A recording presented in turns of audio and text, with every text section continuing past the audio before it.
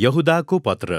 Greek र Hebrew भाषा अनुसार यहुदा नै यसको सठिक उच्चारण हो। यहुदा येशूका 4 भाइहरूमध्येका एक थिए जसको नाम सुसमाचारको पुस्तकमा पाउँदछौँ। येशूको मृत्युभन्दा अगाडि कुनै पनि भाइले येशूलाई मसीहको रूपमा पछ्याएका थिएनन्, तर तिनीहरूले उहाँलाई मृतकबाट जीवित भएको देखेपछि उहाँका चेला भएका थिए। अन्ततः येशूका सबै भाइहरू मुख्य गरी पहिलो यहुदी ख्रिस्टियन समुदायका अगुवाहरू भए, जहाँ यहुदा एक घुम्ती शिक्षक र मिशनरीको रूपमा परिचित थिए। अनि यो पृष्ठभूमिले हामीलाई पत्रको उद्देश्य थाहा गर्न मद्दत गर्दछ। तापनि यो पत्र कस्तो प्रकारको मण्डली समुदायको निम्ति लेखिएको थियो भनेर हामीलाई थाहा छैन, तर त्यो मसीही यहुदीहरूको समूह थियो भनी हामी थाहा पाउन सक्छौं, किनकि उनको लेखन शैलीबाट यो अनुमान गर्न सकिन्छ कि उनलाई हिब्रू पुरानो करार साथै अन्य लोकप्रिय यहुदी साहित्यको ज्ञान थियो। साथै मण्डलीले सामना गर्नु परेको समस्याप्रति यहुदा सचेत थिए, अनि यस कुराले हामीलाई पत्रको डिजाइन बुझ्न सहयोग गर्दछ।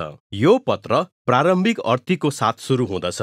त्यसपछि उनी ती भ्रष्ट शिक्षकहरू जसले मण्डलीलाई प्रभावमा पारेका थिए तिनीहरूलाई अभियोग लगाउँछन् र लामो चेतावनी दिन्छन्। अनि त्यसपछि यहुदाले मण्डलीले के गर्नुपर्ने थियो भनी बताउँदै यो अन्तिम अर्थी दिँदै समापन गर्दछन्। यहुदा यस मण्डलीलाई साँचो ख्रिस्टियन विश्वासमा स्थिर भई जिम्मेवार बन्न चुनौती दिँदै आरम्भ गर्दछन्। उनी भन्दछन् कि उनले एउटा लामो कामको विषयमा लेख्न चाहन्थे जुन मसीहद्वारा भएको साझा उद्धारको विषयमा थियो, तर उनको यो योजनामा ढिलाइ गरे जब उनले यो मण्डलीको अत्यन्त जरुरी अवस्थाको बारेमा सुने। तब उनले यो छोटो तर विचारशील पत्र लेखे। यहाँ यहुदा कसरी उनीहरू आफ्ना विश्वासमा स्थिर रहनुपर्छ भनी सुरु गर्दैनन्, तर पहिला किन भनी सुरु गर्दछन्। यो सबै भ्रष्ट शिक्षकहरूको कारणले हो जो मण्डलीभित्र पसिसकेका थिए। अब यहाँ उनी तिनीहरूको शिक्षालाई होइन तर तिनीहरूको जीवनशैलीलाई लक्षित गर्दछन्। तिनीहरूको नैतिक सम्झौताको जीवनले नै हामीलाई बताउँदछ कि तिनीहरूको ईश्वर शास्त्रीय शिक्षा कति खराब थियो। पहिलो कुरा त तिनीहरूले परमेश्वरको अनुग्रहलाई पाप गर्ने अनुमति पत्र सरह गलत अर्थ लगाएका थिए। तिनीहरूले विचार गरेका थिए कि तिनीहरूले क्षमा पाएका छन् र तिनीहरूसँग परमेश्वरको आत्मा छ, त्यसैले अब तिनीहरूले जे पनि गर्न सक्छन्, विशेष गरी रुपियाँ पैसा र यौन सम्बन्धको कुरामा। त्यसैले यहुदा भन्छन् तिनीहरूले येशूको अख्तियार र उहाँको शिक्षालाई इन्कार गरी धोका दिएका छन्। अनि यहुदा यस मण्डलीले यो जानेको चाहन्छन् कि यस्ता शिक्षकहरूको उपस्थिति कुनै आश्चर्यको कुरा होइन, अनि तिनीहरूसँग टाढा रहनको लागि उनले एउटा लामो चेतावनी दिँदछन्। उनले पहिला पुरानो करारका 3 वटा उदाहरणहरू 2 भागमा प्रस्तुत गर्दछन्। पहिलो 3 उदाहरणहरू ती विद्रोही मानिसहरूका बारेमा छन् जसले इतिहासमा ईश्वरीय न्याय पाएका थिए। इजरायलीहरू जसले उजाड स्थानमा परमेश्वरको विद्रोह गरेर आफूले चाहेको कुरा गरे, तर तिनीहरू उजाड स्थानमै मरे। त्यसपछि उनी स्वर्गदूतको कथा बताउँछन् जसलाई विद्रोहको कारण परमेश्वरले तिनीहरूको न्याय नगरुन्जेलसम्मको लागि बन्धक बनाइराखिएका छन्। यहाँ उनले उत्पत्तिको 6 अध्यायको कथाको अर्थ बताउँदैछन् जुन पहिलो हनोक नाम गरेको लोकप्रिय यहुदी पुस्तकमा बताइएको छ, जहाँ परमेश्वरका छोराहरूको अर्थ ती स्वर्गदूतहरूलाई लगाइएको छ जसले परमेश्वरको विद्रोह गरे र स्त्रीहरूसँग यौन सम्बन्ध राखे र तिनीहरूकै व्यवहार बमोजिम दण्ड दिइएको छ। यहुदाले यो कथालाई आफ्नो तेस्रो उदाहरणसँग उत्पत्तिको सदोम र गमोराको कथासँग जोड्दछन्, जहाँ हिंस्रक मानिसहरूले स्वर्गदूतहरूसँग यौन सम्बन्ध राख्न खोजेका थिए। यी दुवै कथाहरू परमेश्वरको नियम विरुद्ध विद्रोह गरेका घटनाहरू हुन् जसले मानिसहरूलाई यौन अनैतिकतातर्फ अगुवाई गर्यो। अब यही नै कुराको निम्ति ती भ्रष्ट शिक्षकहरू दोषी रहेका छन्। त्यसपछि यहुदाले एउटा बोनसको रूपमा लोकप्रिय यहुदी पुस्तकबाट उदाहरण ल्याउँदछन् जसलाई मोसाको करार भन्दछौं। पहिलो हनोकको पुस्तक जस्तै यो पनि पुरानो करारको भाग थिएन, तर यो पुस्तक व्यवस्थाको पुस्तकमा भएको मोसाको जीवनको अन्तिम दिनहरूमा उनले भनेका आज्ञाहरूमा आधारित छ।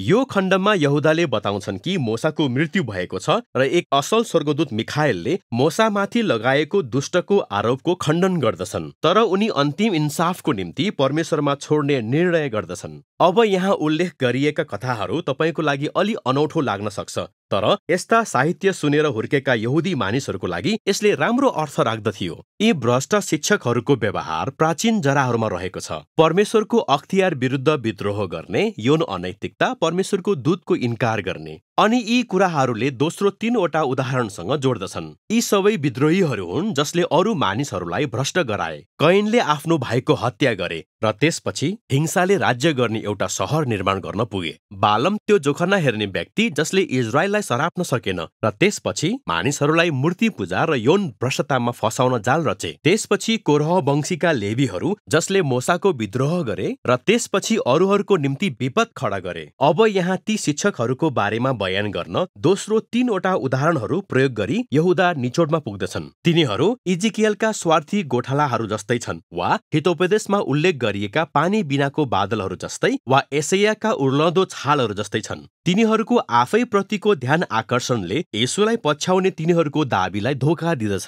तिनीहरू जहाँ गए तापनि अराजकता सिर्जना गर्दछन्। अब यहुदाले आफ्नो चेतावनीलाई एउटा प्राचीन र अर्को नयाँ गरी 2वटा चेतावनीहरूद्वारा अन्त गर्दछन्। पहिलो चाहिँ लोकप्रिय पुस्तक पहिलो हनोकबाट छ, जहाँ उत्पत्तिको पुस्तकका प्राचीन व्यक्तित्व हनोकको दर्शनहरू त्यहाँ समावेश भएको दाबी छ। अब चाखलाग्दो कुरा के हो भने यहुदाले हनोकको पुस्तकको सुरुवातको अध्यायहरूबाट यहाँ उद्धृत गरे तापनि यो पुस्तक आफैमा भने मानिसको दुष्टताको विरुद्ध प्रभुको अन्तिम न्यायको दिनको बारेमा रहेको पुरानो करारका दर्जनौं भन्दा धेरै खण्डहरूबाट उद्धृत गरिएको छ। त्यसपछि यहुदाले हनोकको त्यस प्राचीन चेतावनीलाई प्रेरितहरूको वर्तमान चेतावनीसँग जोड्दछन्। पत्रुस, यूहन्ना र पावल सबैले यी अगमबाडी गरे कि यी भ्रष्ट शिक्षकहरू आउनेछन् र येशूको सुसमाचारलाई बङ्ग्याउनेछन्, अनि उनीहरू आफैले पनि येशूका सुरुका चेतावनीहरूलाई दोहोऱ्याइरहेका थिए। त्यसैले यो मण्डलीको आवश्यकता थप विश्वस्त हुनु थिएन, तर यस्ता शिक्षकहरूलाई कारवाही गर्नु थियो।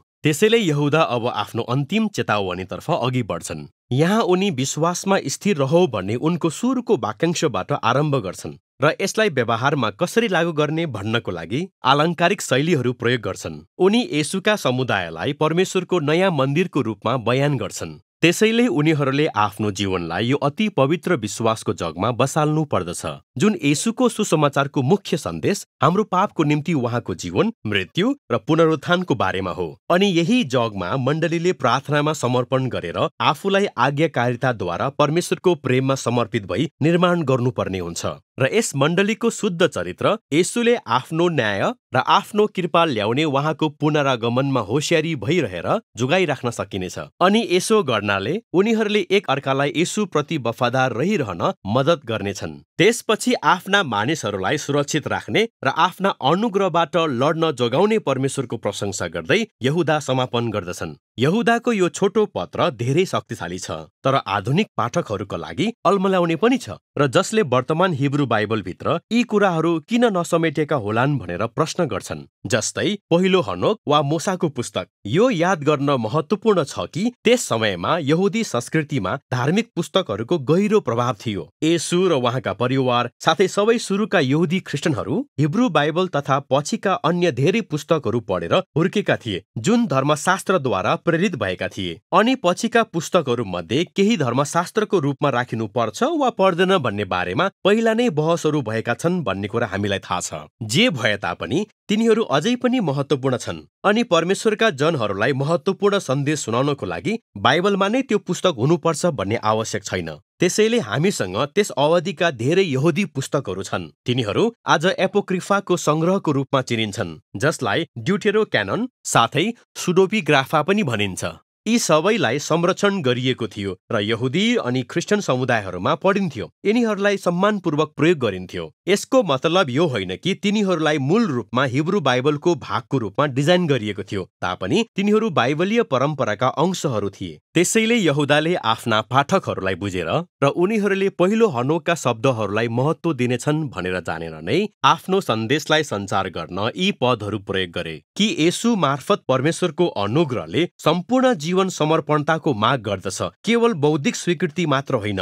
याद गर्नुहोस्, यहुदाले ती शिक्षकहरूको ईश्वर शास्त्रीय शिक्षाको आलोचना वा ध्यान केन्द्रित गर्दैनन्, तर तिनीहरूको अनैतिक जीवनशैलीको आलोचना गर्छन् जसले येशूलाई अस्वीकार गरेका थिए। यसैले यहुदाले यहाँ येशूले आफ्ना चेलाहरूलाई भन्नुभएको कुरालाई लागू गर्दछन् कि यदि तिमीहरूले मलाई साँच्चै प्रेम गर्छौ भने तिमीहरूले मेरा शिक्षाहरू पनि पालन गर्नेछौ। ख्रिस्टियनहरूको लागि तपाईँ कसरी जिउँदै हुनुहुन्छ भन्ने कुरा नै तपाईँको विश्वासको सबैभन्दा भरपर्दो सूचक हो, अनि यही नै यहुदाका पत्रका विषयहरू हुन्।